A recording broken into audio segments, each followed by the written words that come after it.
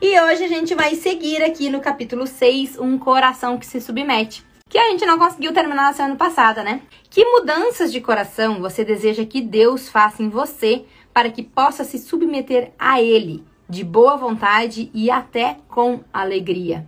Porque precisa ser leve, né? É sobre isso.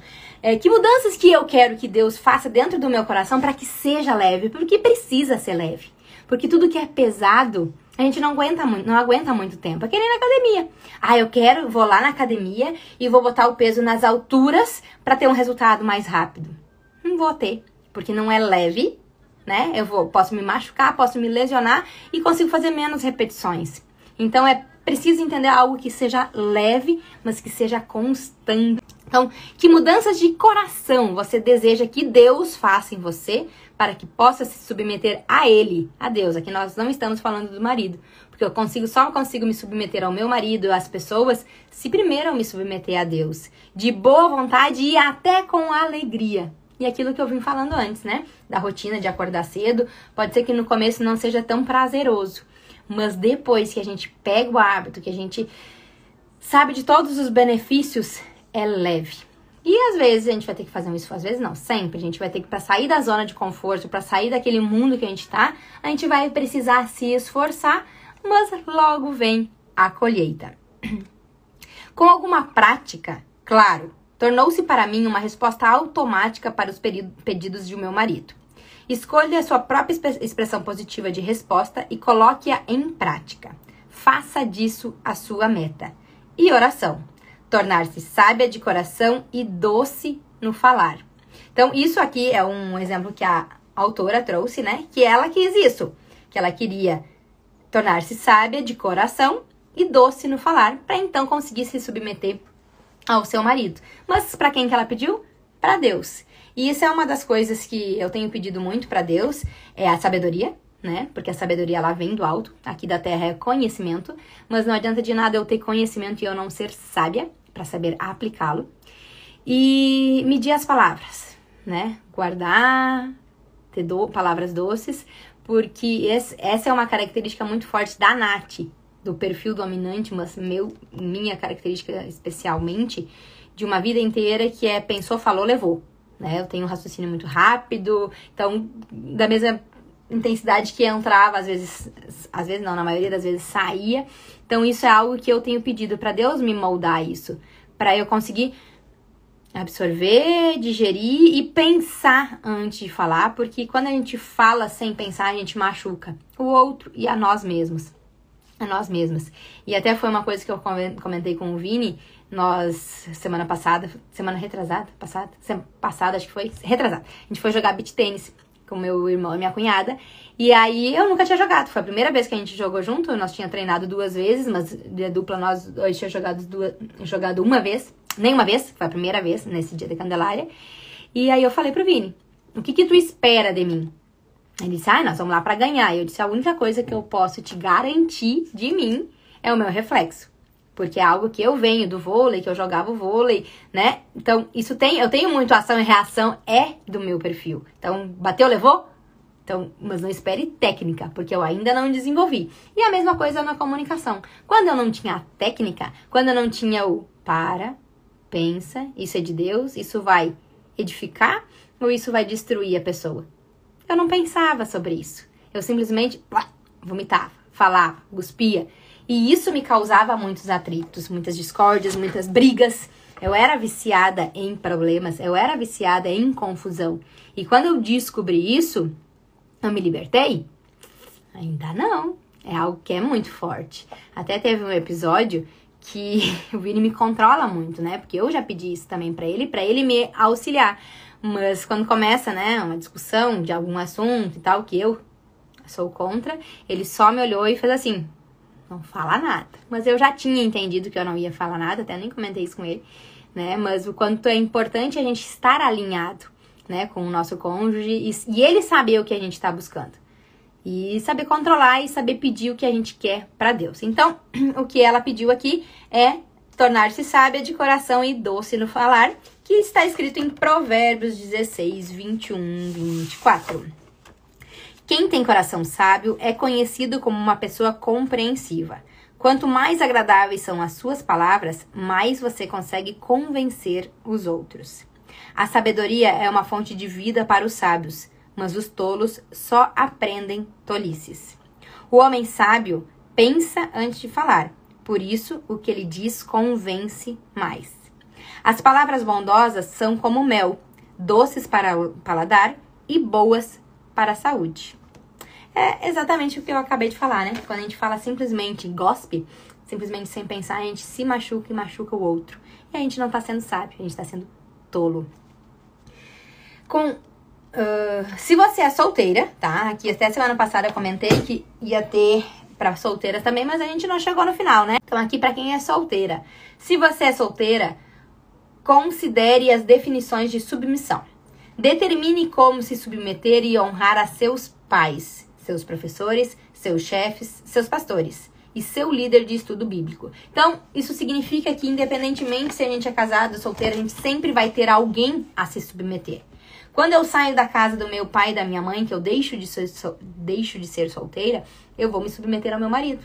Não, Nath. Segundo a Bíblia, sim, que é o que eu acredito, que é o que eu tô aqui conversando com vocês. Sim. Não quer se submeter ao seu marido? Então vai ter que ser solteira, vai ter que ficar com o pai e a mãe, e vai ter que se submeter ao seu pai, à sua mãe, aos seus professores, a quem está, a tua liderança que está acima. E a partir do momento que eu me caso, a minha liderança dentro da minha casa é do meu marido.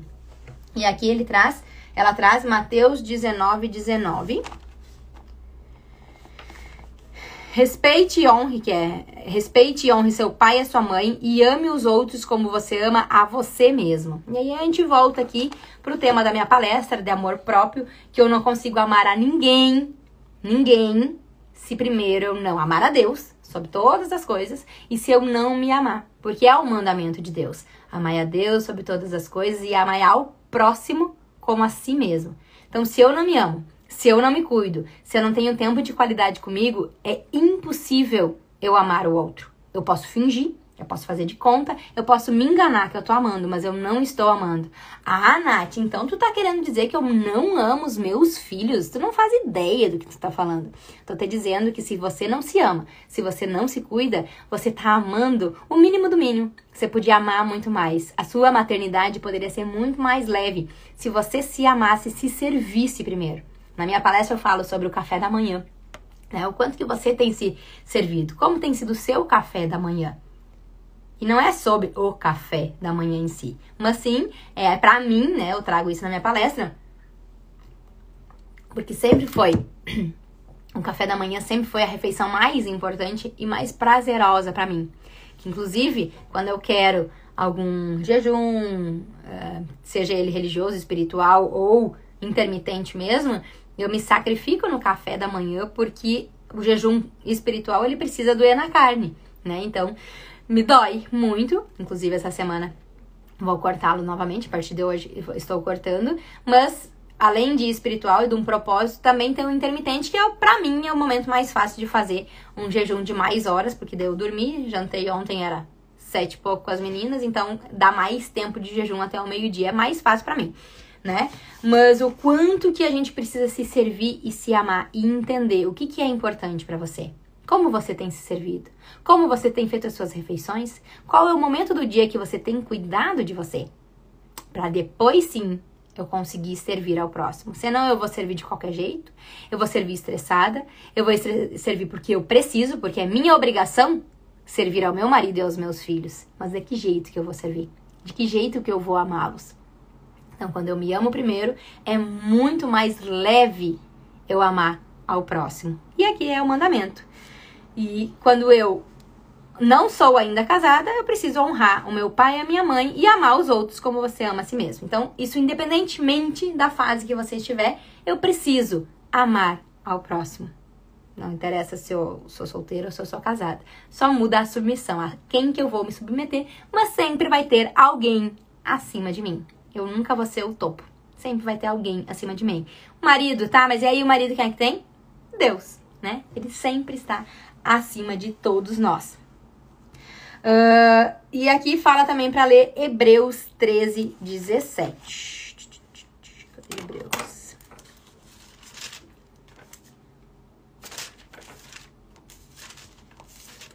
Hebreus 13, 17. A pessoa marcou, mas marcou errado. Ah, tá aqui. Obedeçam aos seus líderes e sigam as suas ordens, pois eles cuidam sempre das necessidades espirituais de vocês, porque sabem que vão prestar contas disso a Deus. Se vocês obedecerem, eles farão o trabalho com alegria. Mas se vocês não obedecerem, eles trabalharão com tristeza e isso não ajudará vocês em nada. Então aqui é o recado para os solteiros, né, que quando precisa se submeter ou aos pais, ou aqui falando especificamente dos líderes espirituais, né? Que a gente precisa se submeter e entender. Aqui eu mando e aqui eu não mando. Aqui eu obedeço, aqui eu preciso honrar meu pai e minha mãe. Está dentro da casa do pai e da mãe? São eles que ditam as regras, sim. E o quanto é difícil para a gente, enquanto adolescente, enquanto, né, ainda não temos a maturidade de entender que sim. Que enquanto eu estou no lar do meu pai e da minha mãe, quem manda, quem coordena são eles.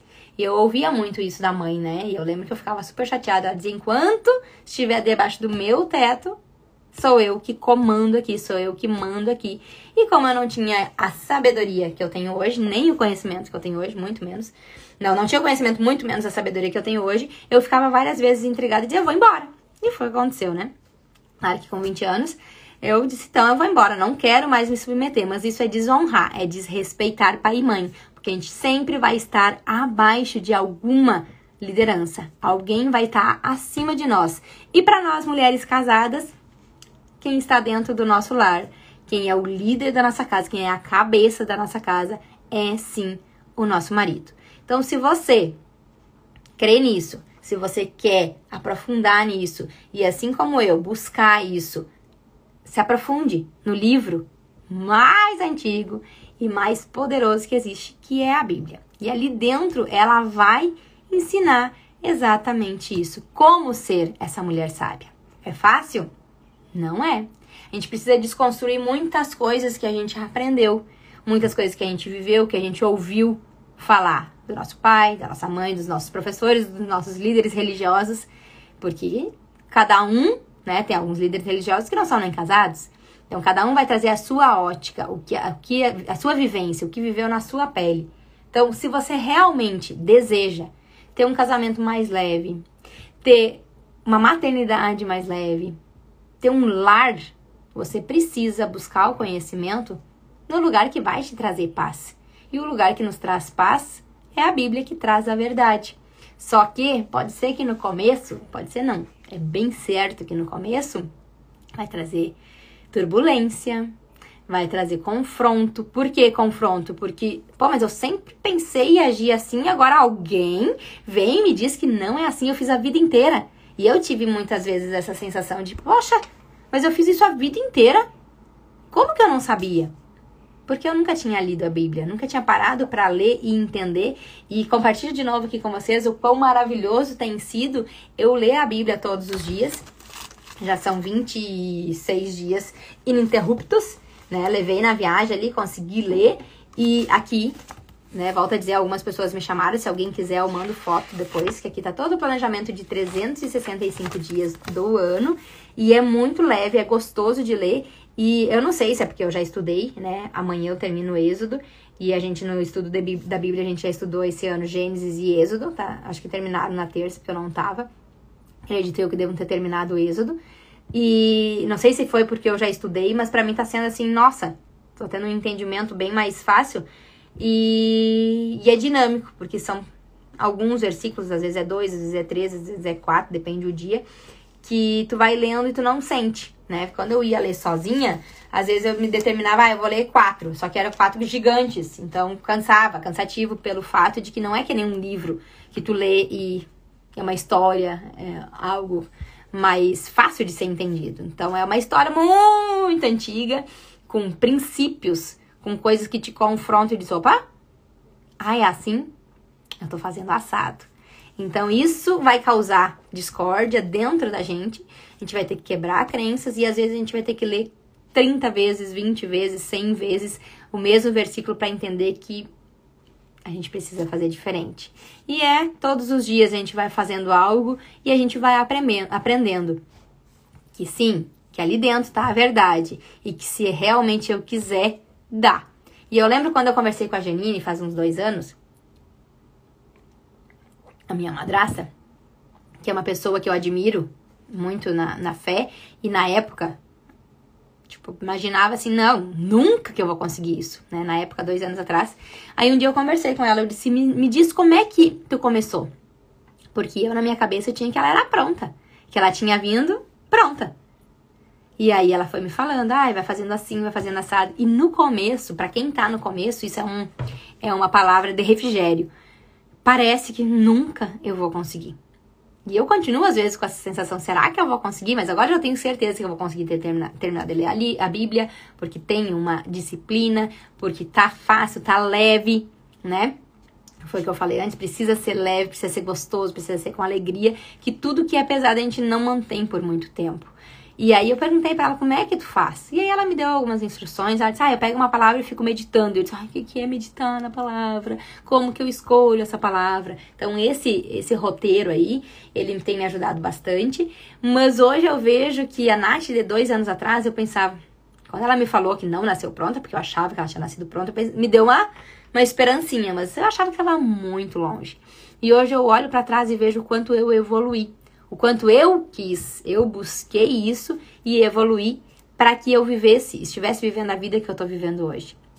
E não é nem a sombra do que há de vir, e eu sei, tenho certeza, Deus tem falado muito comigo, tem grandes coisas por acontecer, mas existe um processo. E a gente precisa, ontem à noite na mentoria, eu tinha aula ontem, e foi a primeira coisa que eu falei com o professor, eu disse, eu preciso acalmar meu coração. E é o que eu peço sempre para Deus, acalma, porque eu ainda tenho a vontade de fazer na força do meu braço, porque foi a vida inteira como eu fiz, né? Então eu sempre desconstruí isso, que não sou eu, que não é no meu tempo, na minha vontade, na minha velocidade. Pra mim é a parte mais desafiadora.